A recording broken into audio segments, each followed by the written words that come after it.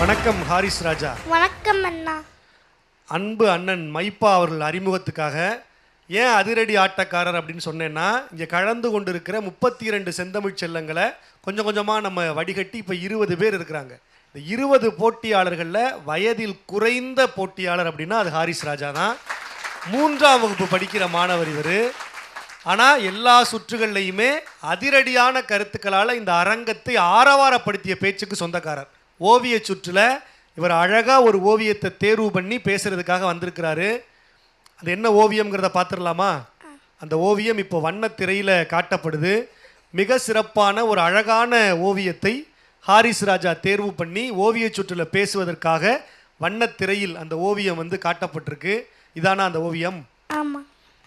இந்த ஓவியம் என்ன அற்புதமான கதையை, செய்தியை சொல்ல போகுது அப்படிங்கிறத ஹாரிஸ் ராஜா பேச்சு மூலமாகவே நாங்கள் கேட்குறோம் அப்படின்னு இல்லத்தில் இருக்கிற நேயர்கள் ஆசைப்படுறாங்க. சிறப்பாக பேசிடலாமா? பேசிடலாங்க. ஒரு உற்சாகமான கைத்தட்டல்கள் ஹாரிஸ் ராஜாவுக்கு. சிறப்பாக பேசுங்க. நன்றி. அனைவருக்கும் வணக்கம். இந்த ஓவியத்தை பார்க்கும் பொழுது நால்வரின் கைகள் ஒருவரின் கையை பற்றி கொண்டிருக்கின்றன.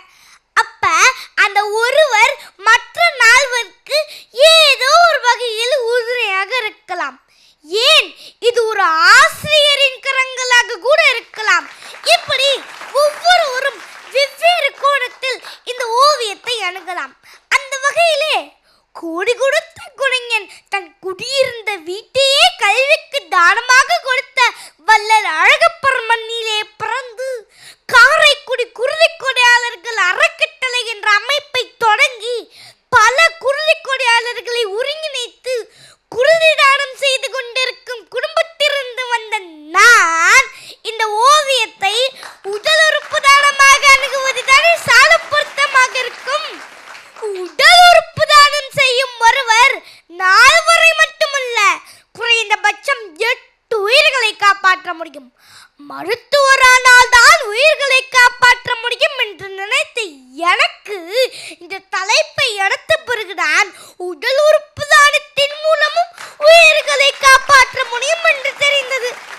அறிவினான் ஆகுவது உண்டோ பிரிதின் நோய் தம் நோய் போல் போற்றா கடி. அதாவது மற்ற உயிரின் துன்பத்தை தன் துன்பமாக கருதி காப்பாற்றாவிட்டால் பெற்ற அறிவினால் பயனே இல்லை என்கிறார் வள்ளுவர். உடல் உறுப்பு தானம் என்பது மனிதனத்துக்கு கிடைத்த ஒரு வரம்.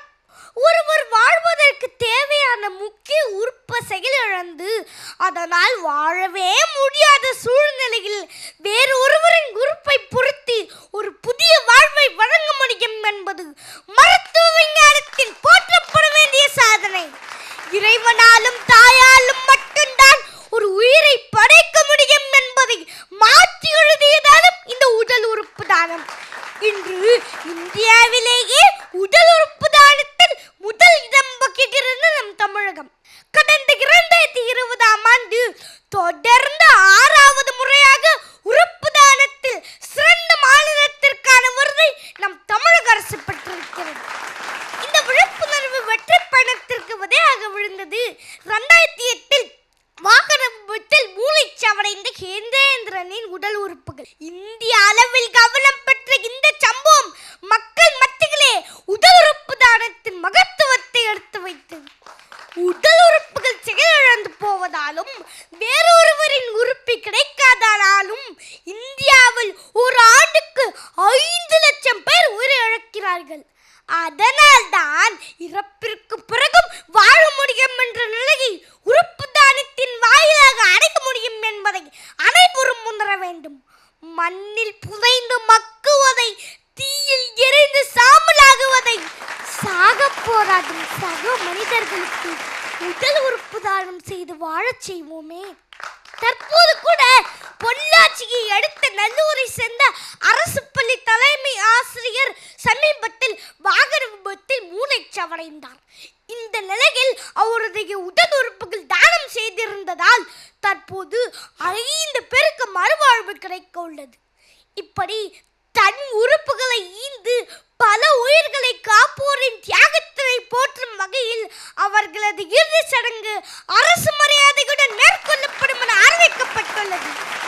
உறுப்பு வழங்கியவர்களுக்கு அறுவை சிகிச்சைக்கு பிறகு 3 ஆண்டுகள் மாதந்தோறும் ஒரு குறிப்பிட்ட உதவித்தொகை வழங்க நடவடிக்கை எடுக்க வேண்டுமென உயர்நீதிமன்றம் உத்தரவிட்டுள்ளது. ஏனெனில் இன்று உயிருடன் இருப்பவர்கள் தன் உறுப்புகளை தானமாக தருகிறார்கள்.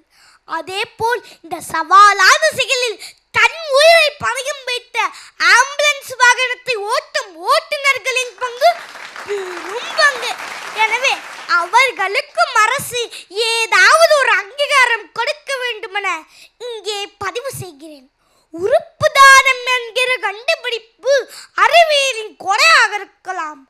ஆனால் தன்னை சார்ந்த தன் உறவுகள் இறந்து போகிறார்கள், மூளைச்சாவடைந்து விட்டார்கள் என்று தெரிந்தவுடன் அழுது புலம்பி உடைந்து போகாமல் யாரோ ஒரு குழந்தைக்கு, யாரோ ஒரு மனிதருக்கு இந்த உறுப்புகள் பயன்படுத்தும் என்று அறிவுபூர்வமாக சிந்தித்து தன் உறவினரது உயிர் ஏதோ ஒரு உடலில் உறுப்பாக இருக்கட்டும் என்று நினைக்கிற அந்த நினைவுதான் மனிதனையும்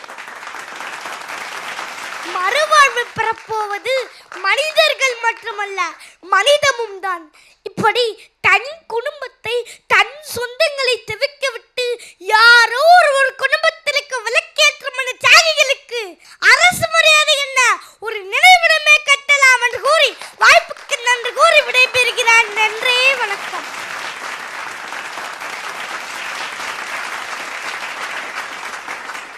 ஹாரிஸ் ராஜா வழக்கம் போல ஒரு அதிரடியான ஆட்டத்தை இந்த சுற்றுலையும் நிகழ்த்தி காட்டியிருக்கிறார். ஒரு உற்சாகமான கைத்தட்டல்கள், பாராட்டுக்கள், வாழ்த்துகள். அவர் தொடங்கும் போதே நான் ஏன் இந்த படத்தை இப்படி அணுகணும் அப்படிங்கிறதுக்கு ஒரு அழகான காரணம் சொல்லி தொடங்கினார். அவருடைய அம்மாவும் அப்பாவும் இந்த மன்றத்தில் இருக்கிறாங்க. ஒரு உற்சாகமான பாராட்டுக்கள் அவங்க குடும்பத்தாருக்கு.